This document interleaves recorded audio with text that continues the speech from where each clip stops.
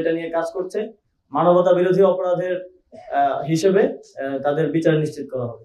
সময়ের যে অত্যাচারের যে স্মৃতি এবং আমাদের শহীদদের স্মৃতি কিভাবে সংরক্ষিত করে একটা সুন্দর জাদুঘর করা যায়, এই বিষয়ে খুব দ্রুত দৃশ্যমান পদক্ষেপ নেওয়া হবে এবং গণপূর্ত মন্ত্রণালয় এবং পররাষ্ট্র মন্ত্রণালয় যৌথভাবে এই কাজটি সম্পন্ন করবে।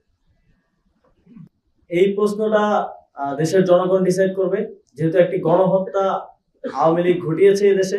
সেই গণহত্যার দায় নিয়ে তারা কিভাবে ফিরবে বা তাদেরকে ফিরতে দেওয়া হবে কিনা, এটা জনগণ ডিসাইড করবে। এটা জনগণের সিদ্ধান্ত। আজকের সবচেয়ে গুরুত্বপূর্ণ যে সিদ্ধান্তটি হয়েছে সেটি হচ্ছে, আমাদের যে গণভবন আছে, এই গণভবন কখনোই আসলে এর যে নাম গণভবন, গণর ভবন হয়ে উঠতে পারেনি। তাই এই গণভবনকে যেহেতু এদেশের মানুষ, ছাত্র জনতা একটা অভ্যুত্থানের মাধ্যমে জয় করেছে,